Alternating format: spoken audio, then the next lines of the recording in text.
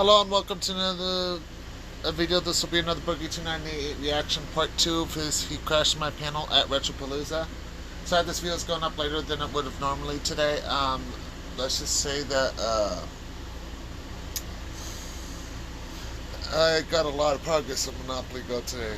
The game was messing up this morning, which is why I saw reactions pretty early today. And then it started to work.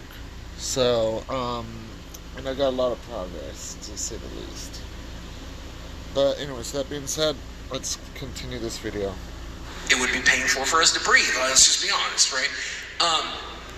And then the third thing is... So heads up, if I get called in for dinner and this reaction is past 10 minutes, it's just going to be cut short, and I'll put it in the description. Although, I could just pause this video too. We react to shit. So, you know, like this morning on Twitter, I checked Twitter, and somebody's like, "You dating a 12-year-old?" Now, I should obviously ignore that. I'm dating an adult, right? But my brain says, actually, she's 20. That's what a lolcow does. You can milk it. You can milk that drama. Now, one of my favorite lolcows on the internet is Rich from Review Tech USA. And Rich went through a very painful divorce. He didn't talk a lot about it, but he went through some shit.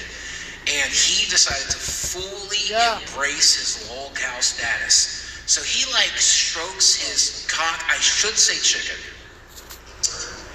Let's go to dinner. I'm just going to pause this video and I'll resume it when I get back.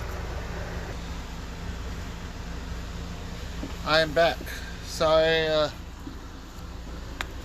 if it was paused. I was actually gone for over a half hour as well. I was talking to my uncle for a little bit, so we're gonna finish this reaction up, and then I think that's gonna be it for today. We're gonna skip my street recap today. Let the two videos that's already up have a chance to catch up. Plus, I can do that literally any time as well, so I don't have to do that during the day. I just have to do the reactions during the day. So, also, apparently my aunt is still using CenturyLink, but she hasn't noticed a slowdown, hasn't mentioned anything, and I've been uploading back to my old schedule since Monday. So, I guess when I upload videos, it doesn't slow her down. I thought it did, but I think that was only when I was streaming. Streaming takes more internet than uploading a video does. So, yeah. Anyways, let's get back into this reaction. Strokes his bird. It is a chicken. It's just a chicken statue. He strokes his chicken statue while being shirtless on live stream, and that's what he does on YouTube now for a living. And it's great. And every time I get on the show with him, he's like, "Let's get our tits out," because we can for some reason, and it is just the most entertaining time. Oh, and then of course Camelot, who Camelot335, the guy who, if you've ever seen one of his videos, is the one that went viral about how he has no friends. Did you guys see this thumbnail? Most people didn't click on the video. If you click on the video, it's actually kind of wholesome, right? But the thumbnail makes it sound like, this dude's got no friends. Of course, I did that too. I may have posted one that said I was rich at one point, and people took it out of context. That's what the internet does. But yeah, all three of us getting our shirts off. Here's the problem, though. Camelot's ripped, dude. He's a good-looking... I don't want to be naked around somebody that hot. It's bad enough having to walk through this convention with Billy. You know, I have Billy Game Chaser. I have a man crush on Billy. He came pick me up at Six Flags last night, and I was like, let's go back to your room. Billy's a handsome boy. You know who I did not like being naked around? Do you guys know Wood from Beat 'em Ups? One Retropalooza 5 years ago. This is back before Woods really blew up. Yeah. They naked wrestled at the end of day panel, which they used to do. It's gotten too big now; it'd be out of hand. But they used to put every creator up on an end of day Sunday panel. And it was normally just like a way to decompress, and there'd be alcohol and silliness going on. And was it Wood and Eric that wrestled naked? Yeah, they were in their underwear, dude. I can't believe that was hot. I was conflicted, man. Not that there's anything wrong with it. Okay. You had a question. Oh, no, go ahead.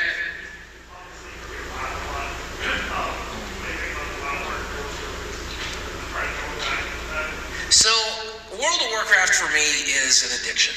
And I started originally 1996, maybe it was 98. This game came out called EverQuest. Any EverQuest fans in here?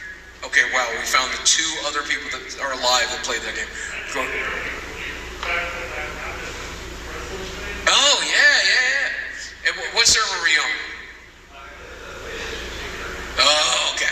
So, original EverQuest comes out, and if you could ever Google this game, you'll wonder how it looked immersive. But remember, I played Adventure on the Atari, for fuck's sakes, okay?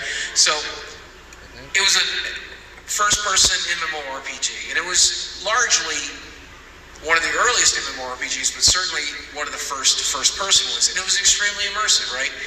To travel from one side of the continent to the next side of the continent would generally take you like an hour and a half. It was a big world, and it was populated with other people. And there's obviously like dungeons and stuff as well, but the real experience for EverQuest was the social aspect. You couldn't do anything in that game alone. If you were a warrior, you needed someone to heal you. If you were a healer, you needed someone to tank. And if you were a rogue, you were just going to be looking for group for a long time. But eventually someone would pick you up.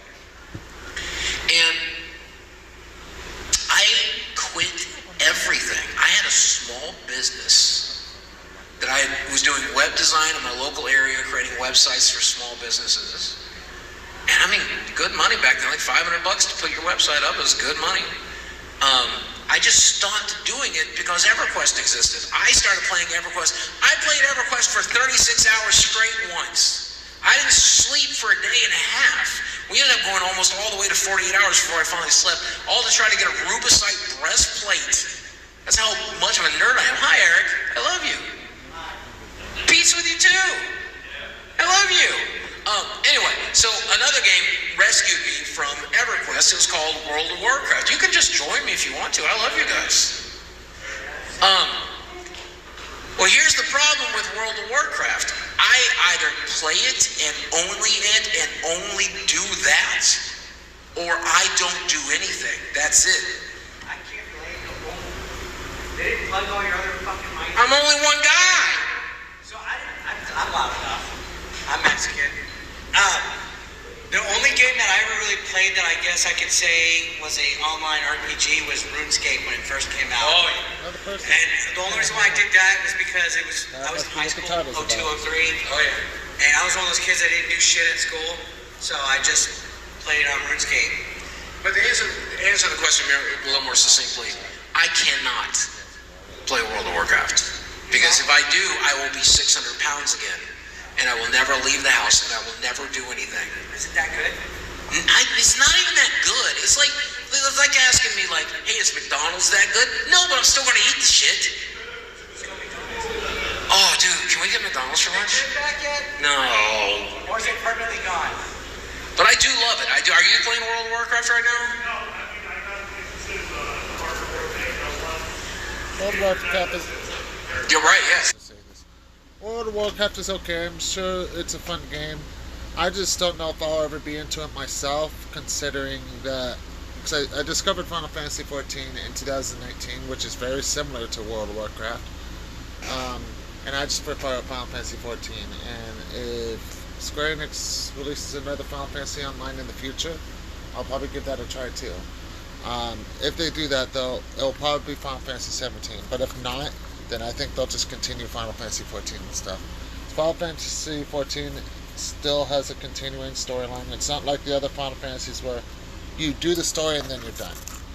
But with Final Fantasy XIV, it is still going. And there's been no word about Endwalker being the last expansion. And now rumors of the next one coming out at the second half of next year. So... I mean, that makes sense. Shadowbringers got released like 6 months after I started playing Final Fantasy XIV in 2019. And then Endwalkers came out, October of 2021. That's pretty much a 2-year span. if they're taking 3 years for this expansion, because I doubt we're going to see another expansion next month, then I think this next expansion that we're going to see is going to be pretty complex. So, and that's another thing. Once I do get back on Final Fantasy Online, I do have story missions to do, so that's another thing as well. Anyways, let's continue this reaction. I still have a while to go, so I'm probably... And I also really like the idea of like the retro servers as well, but I don't know. There was a guy, the guy who invented EverQuest, Brad McQuaid. Does anybody know that name? You wouldn't, right? But Brad McQuaid, he... Do it? Oh yeah, John Smedley as well. He went on to make Rift and stuff too, yeah. But Brad McQuaid passed away a few years ago, and with Brad's passing, I realized we're never going to have another EverQuest again. World of Warcraft now is some casual shit. It's the McDonald's of MMORPGs. You show up, you farm your pets, you solo the raid dungeon, you know, and nobody talks, nobody interacts with each other. That's what I miss. That's what the fun of those games was for me. I couldn't relate. No, I was just a lonely fat guy. Can't relate to that? I mean, you're a short Mexican, you're skinny. You're still a lonely fat guy. Hey! Less fat though. More charming. I don't know, you know, me and my girlfriend have been living together for the last 3 months now. What? That's the longest a woman is. She's right there in the back, you want to wave at her. Hi. We've been living together now for 3 months, which is the longest a woman's put up with my shit in a long time. Good. And you know what the weirdest part about it is? She still likes me. Right? I often feel like there's this quote. Anybody here watch a TV show called BoJack Horseman on Netflix? Okay, it's incredible. We just finished it. I had to show it to her for the first time. It's like my 8th watch. Yeah, it's my favorite show. Because originally, BoJack Horseman is this retired TV actor who hasn't really done anything since he was famous on TV for a while. Kind of like this YouTuber, you know. Yeah, who was famous once, right? And so it's extremely relatable because all he does is sit in his house and drink and waste away. So what you're saying is your next shirt should be like a boogie version of BoJack. BoJack, right? Yeah. So watch the show, and at the beginning of the show, I'm like, oh my god, I'm BoJack. And by the end of that show, I'm like, holy shit, he did things I would never. Oh my, never. It's kind of like Breaking Bad. To the regard of like, at the beginning you're like, I love Walter White. I really like this guy. And by the end of it you're like, fuck him. I can't wait to watch you fucking die.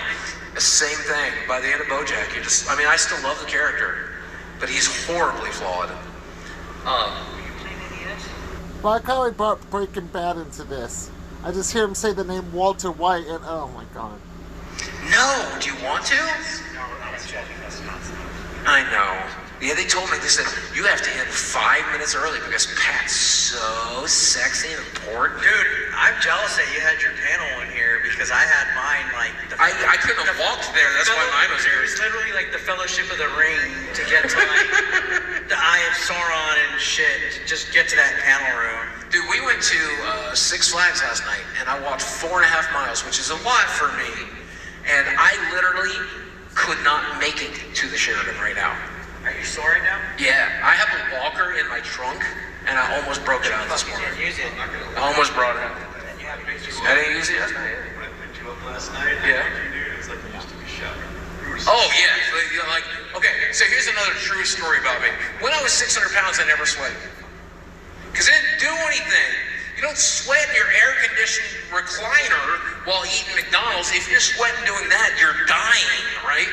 But now that I have to actually get up and move, I sweat like a pro, dude. That's good.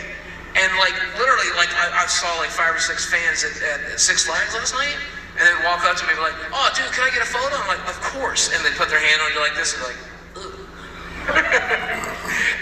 And I just pretend I was on the Rapids ride. I was like, "Oh yeah, we just got off that water ride. Why is my hair not wet? Fuck you." But seriously, like I get home to the hotel and I wring out that shirt. Yeah. Oh, it's so amazing. Otherwise, that shit would mold. He would. He will do anything for money. Yeah. He needs $20 so bad. Woo. All right, you can ask Eric questions here too. He's here. No, but you have a question for me? Did I What's up, my man? Oh, okay. What's up, my man? Good to see you again. I see people here now.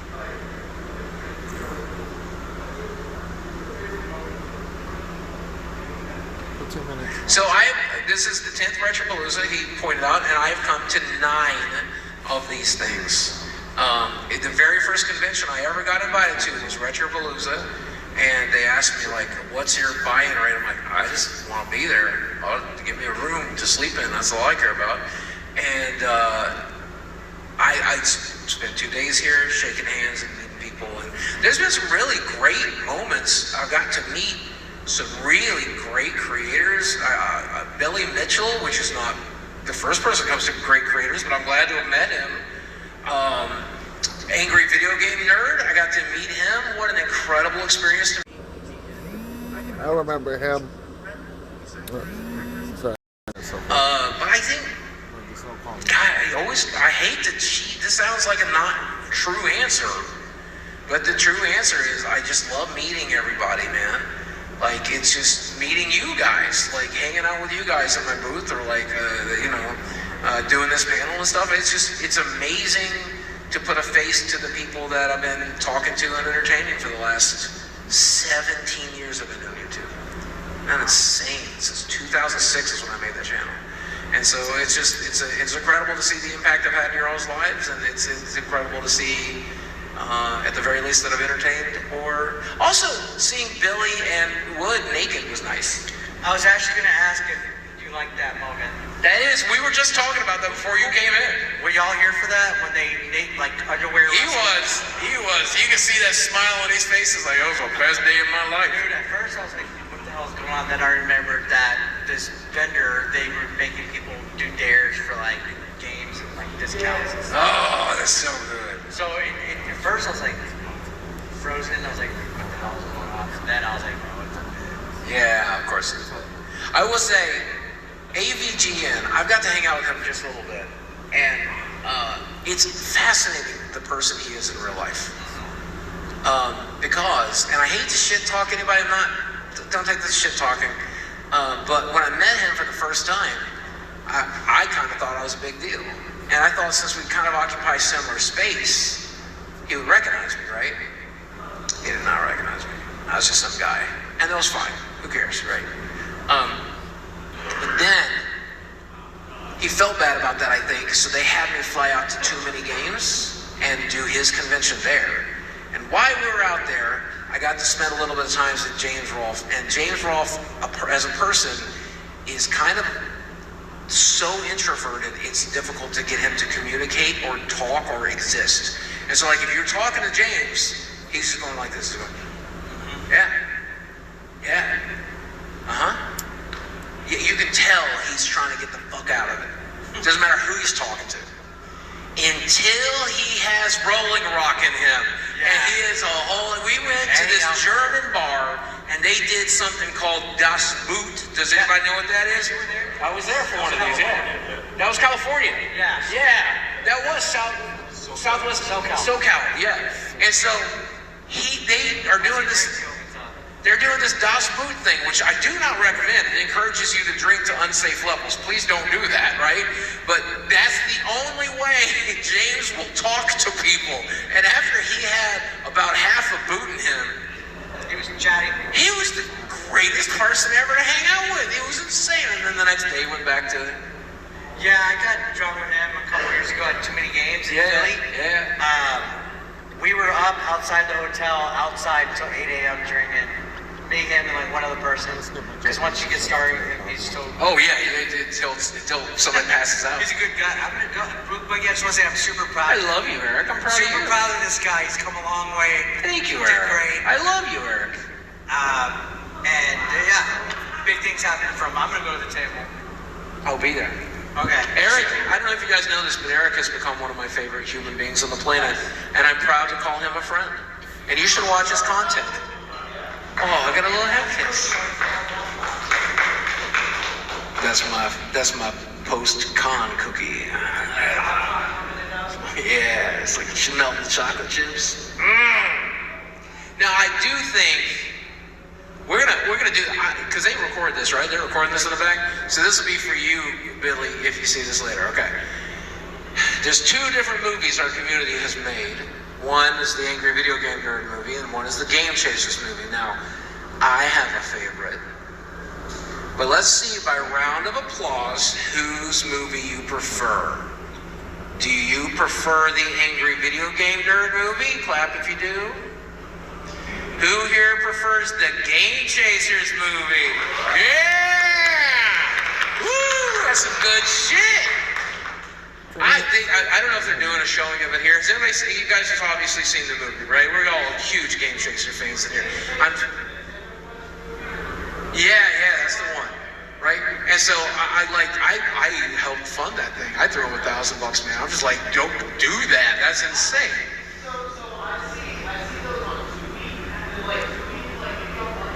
I don't know. I mean, they crowdfunded it, but they might have ended up selling it to Tubi. But if you haven't seen it yet, I highly recommend it because I went to a showing of it.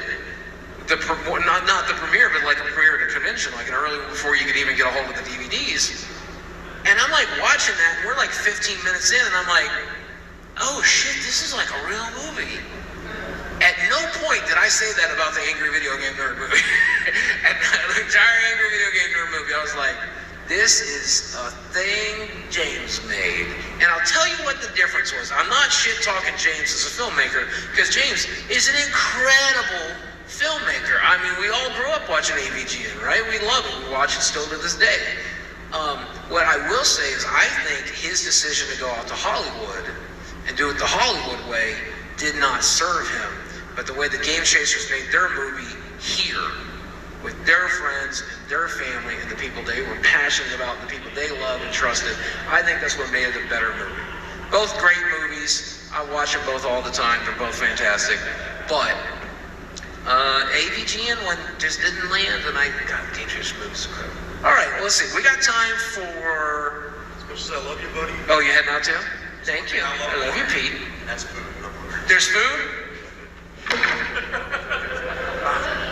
Round of applause for Boogie. Oh. You'll get a question for me, Blue? Blue shirt? What you got for me? Come up, you can use the mic too if you don't mind. I want to make sure I hear you. Yeah, so I was looking at a tweet back in February. You said, this tweet goes out to the man who invented boneless chicken wings. Go fuck yourself. And I thought to myself, what would it be like if Francis were to rant about boneless wings? Yeah, okay, all right. So much food-related things I got to talk about right now, okay? It is not a chicken wing if it doesn't have the bone in it. Then it's just a chunk of chicken. I don't care if the meat came off the bone. What are you, 5? Okay, you're done with Dino Nuggies once you turn 20, for fuck's sakes, okay? All right, okay. Listen, okay? My major food gripe is very simply corn dogs. And it comes down to this. The stick is not part of a corn dog, motherfuckers. I've heard people say that the corn dog has to have a stick in it to qualify as a corn dog. No, it's in the name! I like that he's doing the Francis impression. He did that the last Retropalooza video. I only didn't react to it because that was 2 hours long. Corn dog! That means it's a hot dog wrapped in corn meal. It's not called a stick corn dog, not a corn stick dog, not a dog stick corn. It's a fucking corn dog. And here's how I know, okay? There are miniature corn dogs in your freezer section. Now if the stick is part of it, where the hell are the miniature sticks? Damn, Boogie. Also, Chicago-style pizza is just a souffle. Go fuck yourself, Chicago.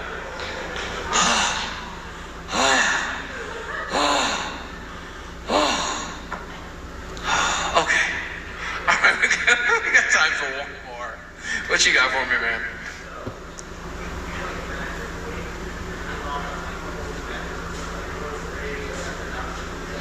All right, so who here has never played Magic the Gathering?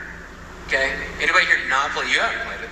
Everybody else played a little bit? Oh, wow, okay. All right, so Magic the Gathering originally was called Deckmaster, right? It's on the back of the cards, and it was a game system similar to GURPS or the D20 Dungeons & Dragons system, where you could put anything into it. If you wanted space cards, you could have space cards. You wanted vampire cards, you could have vampire cards. This was a rule system. The first expansion, the first game under that license was Magic the Gathering.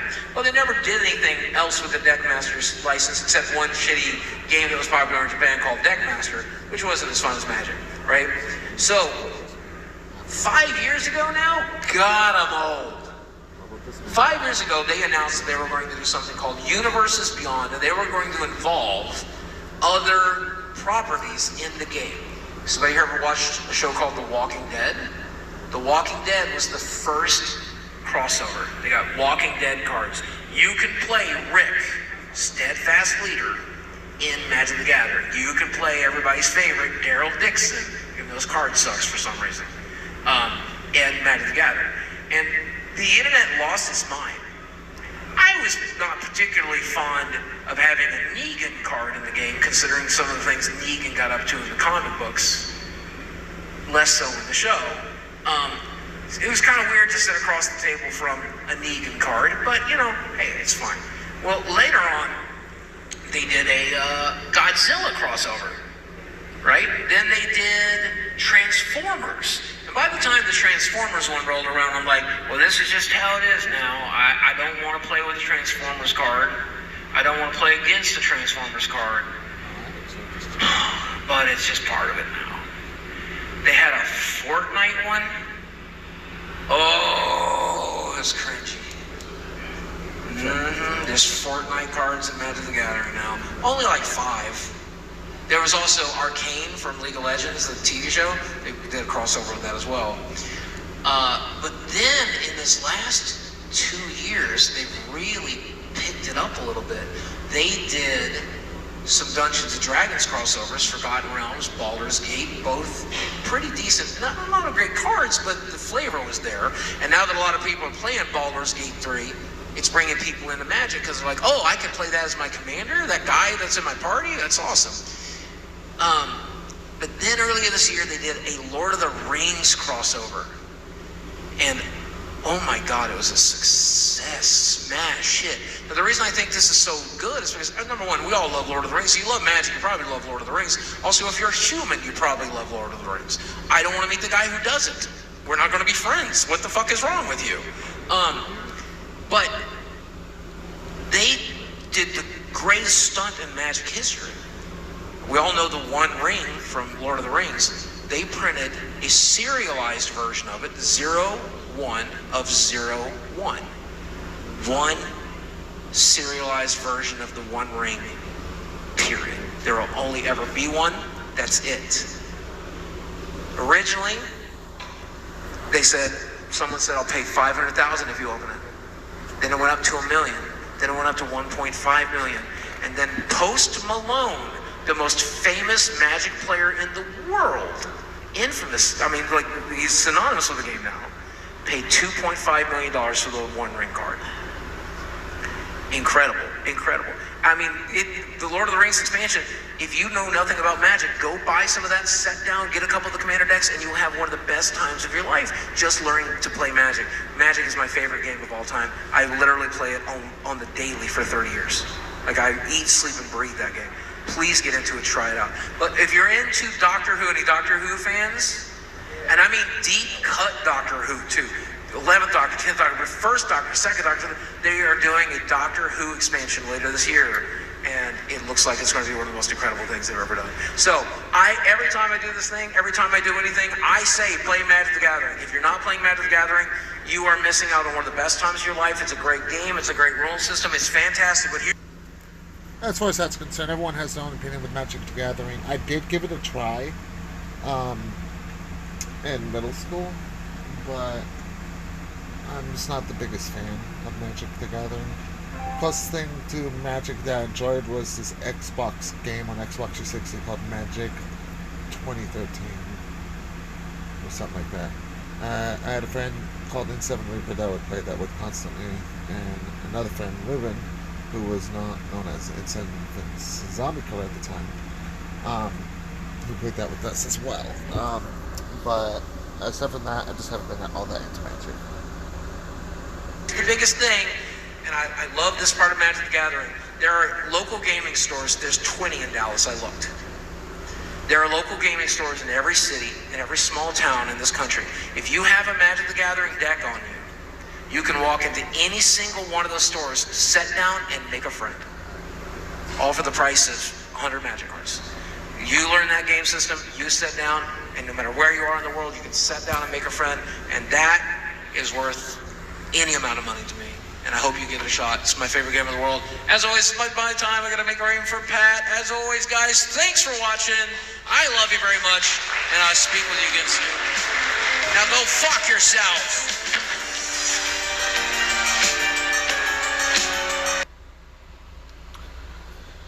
Oh, note to self. When he does these kind of videos in the future, I will react to it. I actually like the stuff that he was talking about.